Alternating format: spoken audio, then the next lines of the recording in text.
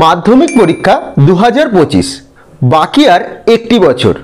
তোমাদের মনে হতেই পারে যে এই এক বছর মানে এখন অনেক সময়, কিন্তু বিশ্বাস করো এই একটা বছর যে কিভাবে কেটে যাবে তোমরা কিন্তু তা বুঝতেই পারবে না। দেখবে সময় কেটে গেল এবং পরীক্ষা এসে গেল। তাই এই একটা বছর সময়কে কিন্তু তোমাদের কাজে লাগাতে হবে। একটি দিনও কিন্তু নষ্ট করা তোমাদের চলবে না যদি তোমরা ভালো রেজাল্ট করতে চাও। এবং কিভাবে কাজে লাগাবে সেই জন্যই এই ভিডিওটি। আমি নির্দিষ্ট কিছু স্ট্র্যাটেজি এই ভিডিওর মাধ্যমে তোমাদের বলে দেব যে এই একটা বছর অর্থাৎ এই যে তোমাদের হাতে 10-11 মাস রয়েছে, এই 11টি মাস তোমরা কিভাবে কাজে লাগাবে। তাই মনোযোগ সহকারে এই ভিডিওটি দেখো এবং আমি যেভাবে বলে দিচ্ছি এভাবে যদি ফলো তোমরা করো, আমি তোমাদের গ্যারেন্টি দিচ্ছি 90% প্লাস নাম্বার তোমরা অবশ্যই পাবে। যে কিছুটা এই স্ট্র্যাটেজিটা ফলো করবে তোমরাই কিন্তু পরীক্ষার পর আমাকে বলবে যে স্যার আপনার স্ট্র্যাটেজি ফলো করে আমরা 90% পেয়েছি, আমি গ্যারেন্টি দিয়ে বলছি। তাই ভিডিওটি মনোযোগ সহকারে প্রথম থেকে শেষ অবধি দেখো। আমি যে যে দিকগুলির কথা তোমাদের বলছি এবং যেভাবে বলে দিচ্ছি এগুলো একটু ফলো করার চেষ্টা করো এখন থেকে, অবশ্যই কিন্তু ভালো রেজাল্ট হবে। তো চলো শুরু করা যাক আজকের ভিডিওটি। যারা 2025 সালে মাধ্যমিক পরীক্ষা দেবে তোমাদের হাতে টোটাল আর একটি বছর সময় রয়েছে।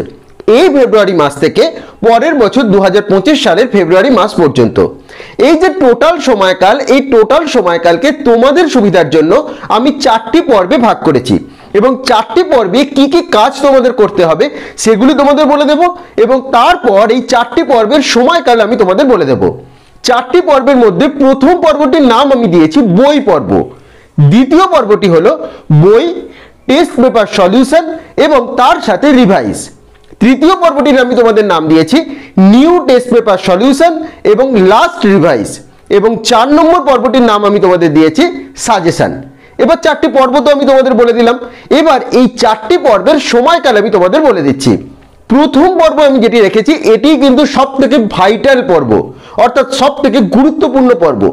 প্রথম পর্বটির সময়কাল হচ্ছে ফেব্রুয়ারি মাস থেকে জুলাই মাস পর্যন্ত। আমি এরপর আস্তে আস্তে আসছে কোন পর্বে তোমাদের কি কাজ করতে হবে, আগে সময়কালটি আমি তোমাদের বলে দিচ্ছি। তো প্রথম পর্বটি হলো ফেব্রুয়ারি মাস থেকে জুলাই মাস পর্যন্ত, দ্বিতীয় পর্ব হলো আগস্ট মাস থেকে নভেম্বর মাস পর্যন্ত, তৃতীয় পর্ব হলো ডিসেম্বর এবং জানুয়ারির ফার্স্ট উইক পর্যন্ত এবং শেষ পর্ব অর্থাৎ চতুর্থ পর্বটি হলো জানুয়ারি মাস থেকে ফেব্রুয়ারি মাস পর্যন্ত অর্থাৎ পরীক্ষার আগে পর্যন্ত। এবার 4টি পর্বের সময়কালও তোমরা জেনে গেলে। এবার এই 4টি পর্বের কোন পর্বে তোমাদের কি কি পড়তে হবে, কিভাবে পড়তে হবে এবং কি কি কাজ করতে হবে সেগুলি ডিটেলসে আমি তোমাদের বলে দিচ্ছি। তো প্রথমে আসছে প্রথম পর্বের কথা। প্রথম পর্বের সময়কাল আমি তোমাদের বলে দিয়েছি ফেব্রুয়ারি মাস থেকে জুলাই মাস পর্যন্ত, আর এই পর্বের নাম কি বই পর্ব। আগেই বলেছি এই পর্বটি তোমাদের কাছে কিন্তু সব থেকে গুরুত্বপূর্ণ পর্ব। এই পর্বটি যদি ঠিকঠাক উতরে যেতে পারো তাহলে কিন্তু বাকি পর্বগুলো তোমাদের কাছে আর কোনো সমস্যা হবে না। তাই তোমাদের সব থেকে গুরুত্ব দিতে হবে এই ফেব্রুয়ারি মাস থেকে জুলাই মাস পর্যন্ত। কারণ দেখো তোমাদের মূল টার্গেট থাকবে মাধ্যমিকে ভালো রেজাল্ট করা অর্থাৎ 90% প্লাস নাম্বার পাওয়া। তার জন্য কিন্তু এই কাজগুলো অবশ্যই করতে হবে এবং এই পর্বটার গুরুত্ব কিন্তু তোমাদের কাছে সব থেকে বেশি থাকবে। তো কি কি কাজ করতে হবে এই পর্বে? প্রথম যে কাজটি তোমাদের করতে হবে সম্পূর্ণ বই পড়াশোনা। দেখো তোমাদের মাধ্যমিকে টোটাল 7টি বিষয় রয়েছে, তোমাদের 700 নম্বরের পরীক্ষা দিতে হয়। তো এই 7টি বিষয়ের আমি ধরে নিচ্ছি 7টি বই রয়েছে, এক্সট্রা 2-1টি বই রয়েছে কিন্তু ওভারঅল 7টি বই। এই যে 7টি বই রয়েছে এই 7টি বইয়ের সম্পূর্ণ সিলেবাস তোমাদের কিন্তু জুলাই মাসের মধ্যে শেষ করে ফেলতে হবে যদি তুমি ভালো রেজাল্ট করতে চাও। দেখো স্কুলে কবে হবে, স্যার বা ম্যাডাম কবে পড়াবেন তার ভরসায় কিন্তু তোমাদের বসে থাকলে হবে না। হ্যাঁ, কোনো জায়গায় যদি নিজে পড়তে চাও কিছু অসুবিধা হবে, সেগুলো স্যার ম্যাডামের থেকে অবশ্যই জেনে নেবে, কিন্তু তোমাদের টার্গেট থাকবে জুলাই মাসের মধ্যে 7টি যে বিষয় রয়েছে 7টি বিষয় সম্পূর্ণ পড়াশোনা করা নেওয়া অর্থাৎ সম্পূর্ণ সিলেবাস কিন্তু শেষ করে ফেলতে হবে জুলাই মাসের মধ্যে। এরপর দ্বিতীয় যে কাজটি তোমাদের করতে হবে অবশ্যই মনে রাখবে কোনো সাজেশন নয়, অর্থাৎ এই সময় আমি যে 7টি বই তোমাদের সম্পূর্ণ পড়ে নেওয়ার কথা বলছি এখানে এই বছর কি প্রশ্ন পড়ে গেল, আগের বছর কি প্রশ্ন এসেছে, এই রকম কোনো সাজেশন কিন্তু করতে যাবে না। থরলি বই কিন্তু পড়ে যাবে। সাজেশন করে পড়ার কিন্তু সময় এখনো আসেনি। কোন পর্বে আমি যে 4টি পর্ব ভাগ করে দিয়েছি, কোন পর্বে তোমরা সাজেশন করবে সেটি আমি তোমাদের বলে দেব। কিন্তু এখন থেকে যদি তোমরা সাজেস্টিভ ওয়েতে পড়তে শুরু করো, অর্থাৎ সাজেশন করে প্রশ্ন বাদ দিয়ে পড়তে শুরু করো, তাহলে কিন্তু তোমার ভালো রেজাল্ট হবে না, তুমি পিছিয়ে পড়বে। তাই এই সময়ের মধ্যে অর্থাৎ জুলাই মাসের মধ্যে কোনো সাজেশন তোমরা দেখবেও না, কোনো সাজেশন তোমরা করবেও না, সম্পূর্ণ বই তোমরা জুলাই মাসের মধ্যে পড়া শেষ করবে। 3 নম্বর যে কাজটি তোমাদের করতে হবে, টেক্সট বইগুলো খুঁটিয়ে পড়তে হবে। দেখো আমি আগেও অনেক ভিডিওর মাধ্যমে বলেছি, আবারও বলছি, টেক্সট বইয়ের কিন্তু কোনো বিকল্প হয় না। অবশ্যই সহায়িকা বই পড়বে, অবশ্যই স্যার বা ম্যাডামের নোটস পড়বে, কিন্তু টেক্সট বই তোমাকে খুঁটিয়ে পড়তে হবে। মাধ্যমিকের প্রশ্ন যদি তোমরা দেখবে, যখন তোমরা দেখতে পাবে যে টেক্সট বই যারা খুঁটিয়ে না পড়েছে তারা কিন্তু অনেকটা পিছিয়ে গেছে। তাই অতি অবশ্যই ভালো রেজাল্ট করার প্রথম মন্ত্র হচ্ছে টেক্সট বই খুঁটিয়ে পড়া। তো তোমরা তো সময় পাচ্ছই, আমি জুলাই মাস অবধি বলে দিয়েছি। এই সময়ের মধ্যে সম্পূর্ণ টেক্সট বইগুলি, অর্থাৎ ছাত্রী যে টেক্সট বই রয়েছে অঙ্কটি ছাড়া, সেই টেক্সট বইগুলো কিন্তু খুঁটিয়ে তোমরা পড়বে। এরপর কি, রোজ অঙ্ক ইংরাজি প্র্যাকটিস। এই সময়ের মধ্যে অর্থাৎ জুলাই মাসের মধ্যে অঙ্ক ইংরাজি কিন্তু রোজ প্র্যাকটিস করতে হবে। অঙ্কের যতগুলি অধ্যায় রয়েছে সম্পূর্ণ অধ্যায়গুলি, অর্থাৎ প্রত্যেকটি অধ্যায় তোমাদের বারবার কিন্তু প্র্যাকটিস করতে হবে। ইংরাজিটি যাতে নিজেরা লিখতে পারো তার জন্য কিন্তু প্র্যাকটিস করতে হবে। তাই অঙ্ক ইংরাজি কিন্তু এই সময়ের মধ্যে রোজ প্র্যাকটিস করা তোমাদের কিন্তু অত্যন্ত প্রয়োজন ভালো রেজাল্ট করতে গেলে।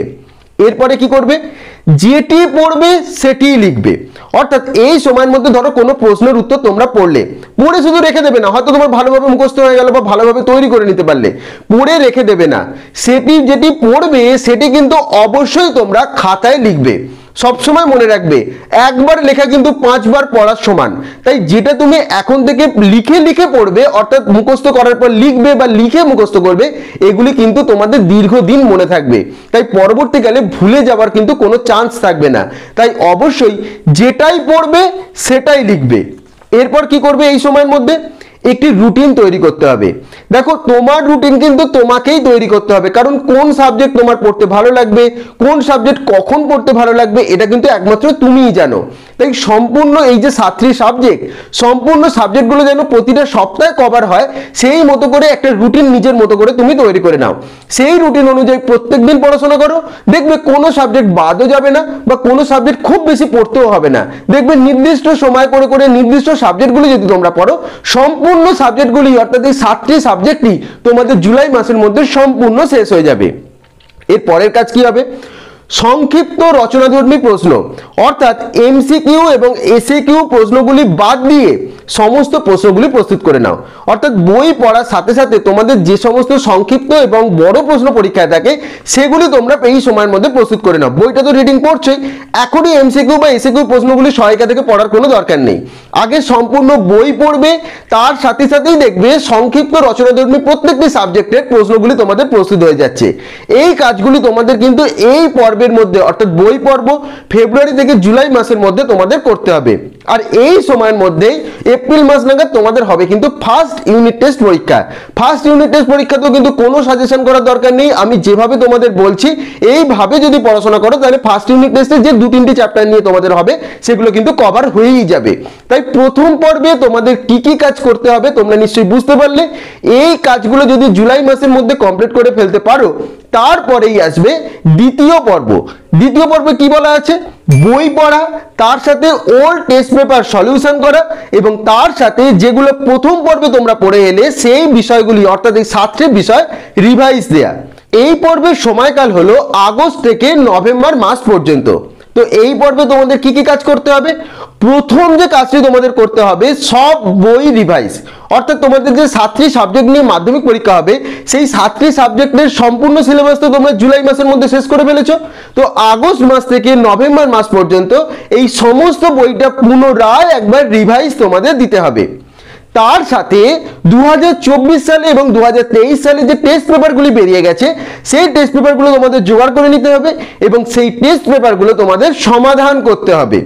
এরপর কি করতে হবে, এই সময়ের মধ্যেও কিন্তু কোনো সাজেশন করার দরকার নেই, কারণ টেস্ট পেপার যখন তুমি সলভ করবে তখন তুমি ইম্পর্টেন্ট প্রশ্ন কিছু পেয়েই যাবে এবং এই সময়ের মধ্যে ঠিকঠাকভাবে পড়াশোনা করলে অর্থাৎ নভেম্বর মাসের মধ্যে কোন প্রশ্নগুলো তোমাদের কাছে খুব ইম্পর্টেন্ট, কোনগুলো একটু আনইম্পর্টেন্ট সেগুলো তোমরা বুঝতেই পারবে।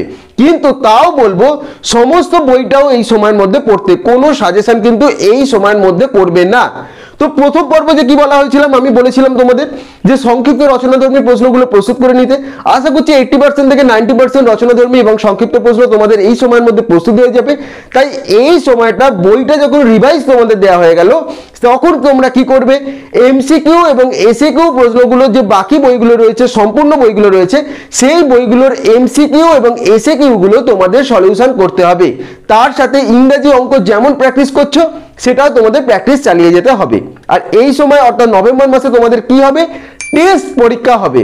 অর্থাৎ টেস্ট পরীক্ষার আগে তোমাদের বইগুলো সম্পূর্ণ পড়া হয়ে গেল, তার সাথে রিভাইজ দেওয়া হয়ে গেল, সম্পূর্ণ বইয়ের যত সংক্ষিপ্ত রচনাধর্মী প্রশ্ন আছে সেগুলো হয়ে গেল, প্লাস এমসিকিউ এবং এসএকিউ প্রশ্ন হয়ে গেল, তার সাথে 2024-2023 সালের টেস্ট পেপারগুলিও তোমাদের সলিউশন হয়ে গেল।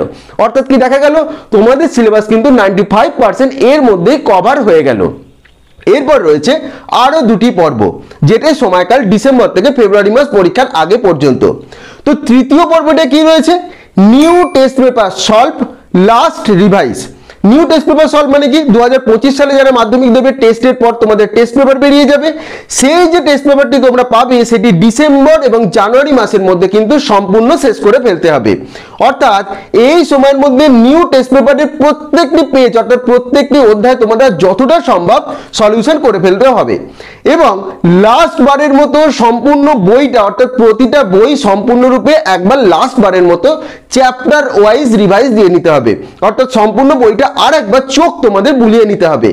তার সাথে ইম্পর্টেন্ট বড় প্রশ্নগুলো পড়ে নিতে হবে এবং না দেখে যে প্রশ্নগুলো তোমাদের মনে হবে এগুলো খুব ইম্পর্টেন্ট এবং স্যার ম্যাডামের থেকেও অলরেডি তোমরা কিছু কিছু তখন জানতে পেরে যাবে, সেগুলো কিন্তু না দেখে তোমরা লিখে ফেলবে।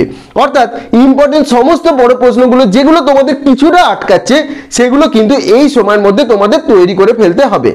এবং এমসিকিউ এবং এসএকিউ প্রশ্নের জন্য বইগুলো পারলে থরলি একবার করে রিডিং করতে হবে, কারণ বইয়ের কোন জায়গা থেকে একটা শর্ট প্রশ্ন তোমাদের দিয়ে দেবে, যদি বই তোমরা রিডিং না পড়ো তাহলে কিন্তু বুঝতে পারবে না।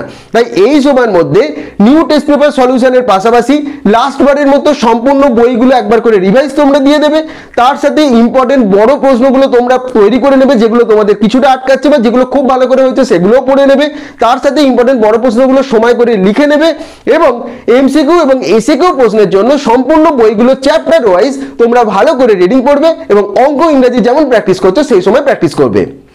এরপর আসছে শেষ পর্ব, যেটির নাম হচ্ছে সাজেশন পর্ব এবং যেটির সময়কাল জানুয়ারি মাস থেকে ফেব্রুয়ারি মাস পর্যন্ত।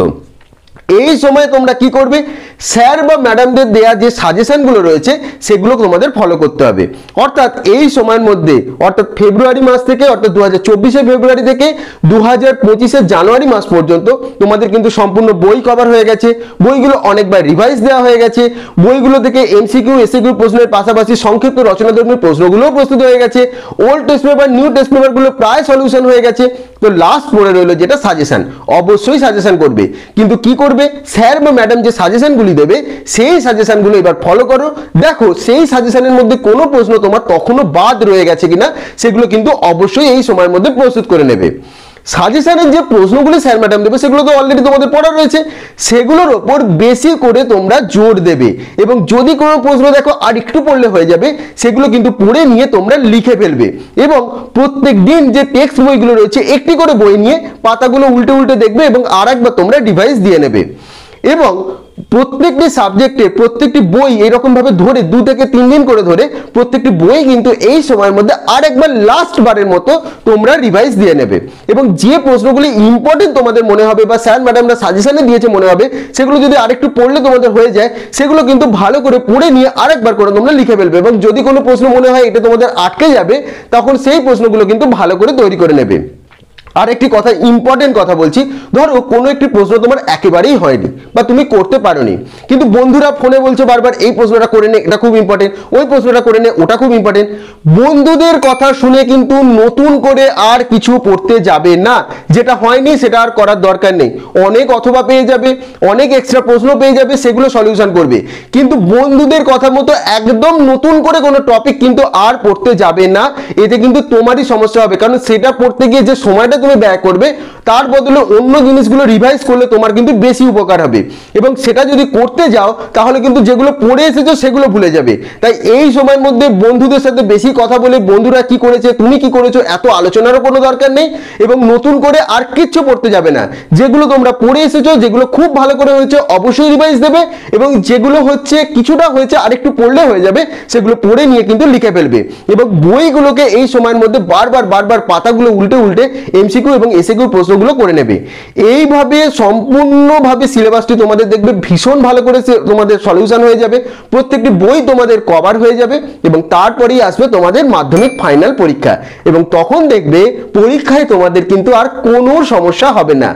এইভাবে রুটিন যদি তোমরা ফলো করো, আমি যেভাবে 4টি পর্ব তোমাদের ভাগ করে দিয়েছি, এই পর্বগুলো যদি তোমরা ফলো করো তাহলে কিন্তু মাধ্যমিকে অবশ্যম্ভাবী তুমি 90%-এর বেশি নাম্বার পাবে, আমি তোমাদের গ্যারান্টি দিয়ে বলছি। এবং পরীক্ষার পর তোমরা নিজেরাই বলবে হ্যাঁ স্যার আপনার কথা মতো এইভাবে পড়েছি এবং 90% প্লাস নাম্বার পেয়েছি।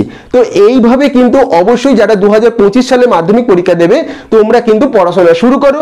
আর একবার দরকার পড়লে ভিডিওটি তোমরা দেখে নাও, এখন তো একটু সময় আছেই তোমাদের কাছে, ভিডিওটি দেখে নাও এবং যেভাবে বললাম পর্বগুলো ভাগ করে করে খাতায় লিখে নাও, এবং এইভাবে চেষ্টা করো, হয়তো 100% এইভাবে তোমরা পারবে না, কিন্তু চেষ্টা করো 90% এইভাবে তোমরা পড়াশোনা করার, তাতে কিন্তু তোমাদের ভালো রেজাল্ট অবশ্যই হবে। তোমরা এই বিশ্বাস কিন্তু আমার প্রতি রাখতে পারো।